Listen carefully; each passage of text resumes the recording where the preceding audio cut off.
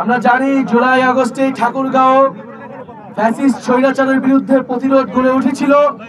আমাদের এখানে হাজার হাজার শিক্ষার্থীরা রাজপথে নেমে এসেছিল, আহত হয়েছিল, শহীদ হয়েছিল। আমরা সেই সকল শহীদদেরকে স্মরণ করছি, তাদের রুহের মাগফিরাত কামনা করছি।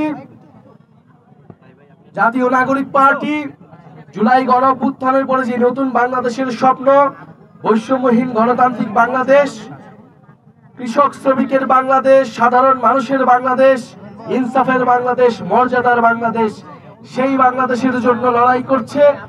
আমরা মনে করি ফ্যাসিবাদী ব্যবস্থার বিলোপ এখনো হয়নি, আগের সিস্টেম রয়ে গিয়েছে। বলে সেই সিস্টেমের বিলোপ করে নতুন দেশ গঠনের জন্য এই নতুন পার্টি এবং আমাদের কর্মসূচি। ইনশাআল্লাহ ঠাকুরগাঁওতে আমরা আবারও আসব। জাতীয় নাগরিক পার্টির কার্যক্রম সারা দেশেই চলছে। আপনারা আমাদের হাতকে শক্তিশালী করবেন, তরুণ এবং বিকল্প নেতৃত্বকে বেছে নেবেন এবং এই জুলাই গণ অভ্যুত্থানের ঘোষণাপত্র সরকার জুলাই গণহত্যার বিচার এবং নতুন সংবিধানের জন্য আমরা লড়াই করছি। অবশ্যই জুলাই আগস্টের মধ্যে জুলাই ঘোষণাপত্র দিতে হবে এবং এর সাংবিধানিক ভিত্তি থাকবে এই জুলাই ঘোষণাপত্রের। যেই কারণে আমাদের দেশের হাজারো মানুষ রক্ত দিয়েছে, জীবন দিয়েছে, আমরা তাদেরকে স্মরণ করতে চাই, তাদের আত্মত্যাগ। সেই আকাঙ্ক্ষার ভিত্তিতে বাংলাদেশ হবে। ঠাকুরগাঁও আমরা জানি কৃষক সমাজ এখানে অবহেলিত রয়েছে, তারা তাদের ফসলের ন্যায্য মূল্য পায় না। আমরা সেই কৃষকদের জন্য কাজ করতে চাই। সেই কৃষকের সন্তানেরা এই ঢাকা বিশ্ববিদ্যালয় সহ বিভিন্ন বিশ্ববিদ্যালয়ে পড়ে, তারাই কিন্তু এই গণ অভ্যুত্থান শুরু করেছিল। ওয়ালটন এখন দেশের সীমানা পেরিয়ে পৌঁছে গিয়েছে 50টিরও বেশি দেশে।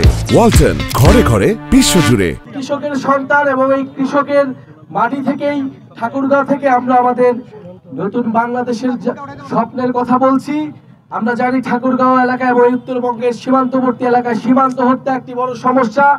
ভারতীয় সীমান্ত রক্ষী বাহিনী বাংলাদেশের নাগরিকদের নির্বিচারে গুলি করে হত্যা করে, বাংলাদেশের মানুষের মানবাধিকার হরণ করে। এবং ইতিমধ্যে সাম্প্রতিক সময় আমরা দেখি যে ভারতের যারা মুসলিম রয়েছে তাদেরকে অবৈধ অভিবাসী বলে বাংলাদেশে পুষিন করার চেষ্টা করা হয়। আমরা হুঁশিয়ারি দিতে চাই, এটা হাসিনার বাংলাদেশ নয়, এটা গণ অভ্যুত্থান পরে ছাত্র জনতার বাংলাদেশ। বাংলাদেশ পন্থীদের হাতেই বাংলাদেশ চলবে। ফলে এই সীমান্ত হত্যা যে কোনো মূল্যে আমরা বন্ধ করব এবং উত্তরবঙ্গের ঠাকুরগাঁও সহ যে অবহেলিত জেলাগুলো রয়েছে সেখানে কোনো ধরনের আঞ্চলিক বৈষম্য, অর্থনৈতিক বৈষম্য থাকবে না। শিক্ষা, স্বাস্থ্য, কর্মসংস্থান এবং তথ্য প্রযুক্তি এবং যোগাযোগ ক্ষেত্রে উন্নয়ন প্রয়োজন। এই উন্নয়ন শুধু ঢাকার উন্নয়ন হবে না, বরং প্রান্তের যে জেলা ঠাকুরগাঁও জেলা সহ এই প্রান্তের সকল জেলার উন্নয়ন যেদিন হবে সেদিনই আমরা প্রকৃত উন্নয়ন হিসেবে এটা গ্রহণ করব। ইনশাআল্লাহ আমরা আজকে খুব সংক্ষিপ্তভাবে কথা বলছি, আপনাদের সামনে আসতে পেরে আমাদের ভালো লাগছে। আপনাদের সহযোগিতা সমর্থন কামনা করছি।